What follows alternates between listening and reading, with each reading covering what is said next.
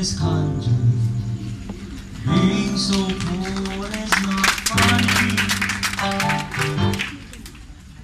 Everywhere people are hungry, government stealing our money.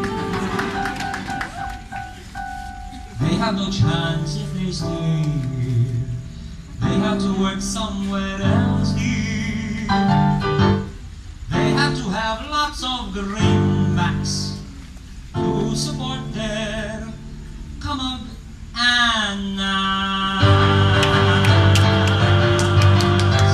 They like to be in America, okay to be in America, everything good in America. I like to be in America. Birth certificate, ma'am. Yes, ma'am. Certificate. Medical certificate, sir. Certificate of recognition. Driver's license. School ID. Company ID. NBI clearance. Tax computer. Barangay clearance. Diploma. Transcripts of grades. Pag-ibig sa lahat. Yung proof of income. Kompleto. Perfect. I'm so efficient.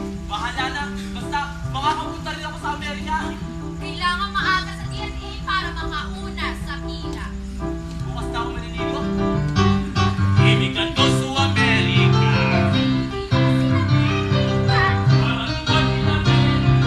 I like to be in America, to the land of the free and the home of the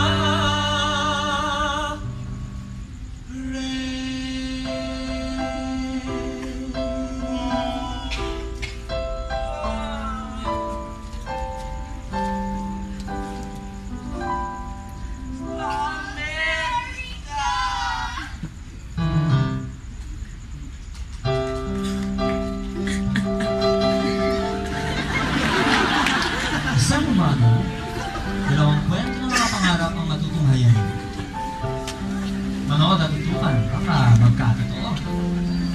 Dahil tulad nila ay nangangarap din.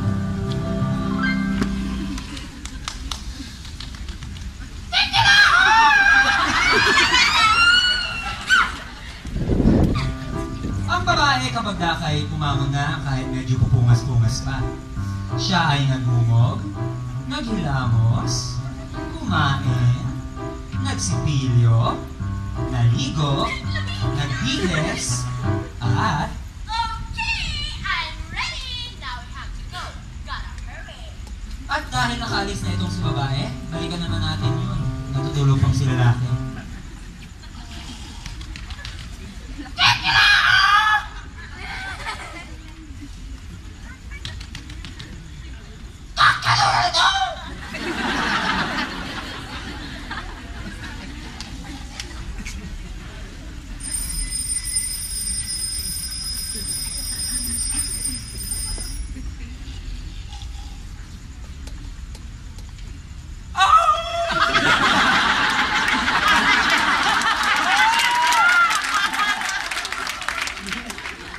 Sunog!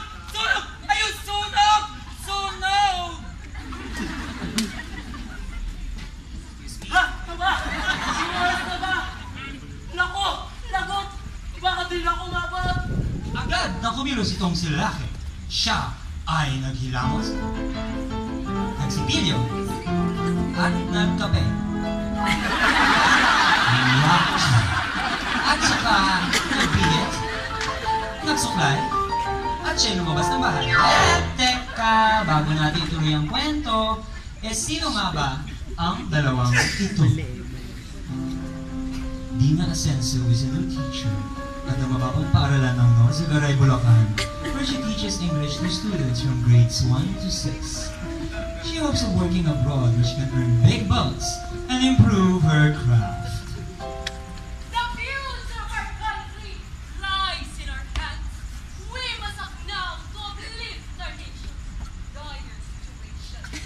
That is why we should look for opportunities in other countries and seize these opportunities.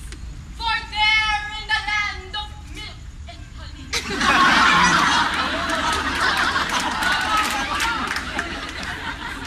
Thank you. And see you in Hollywood! Yeah.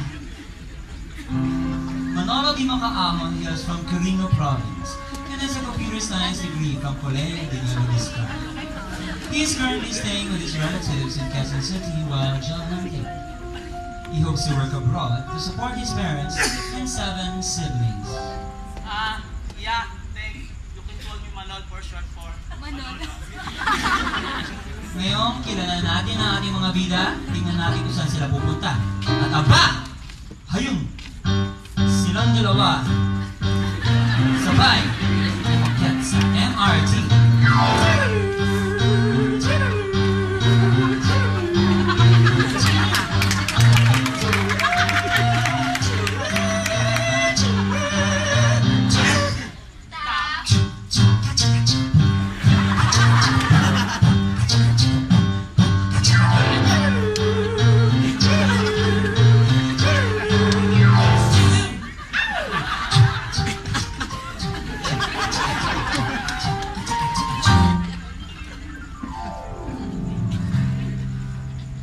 This is the first destination in this leg of the race.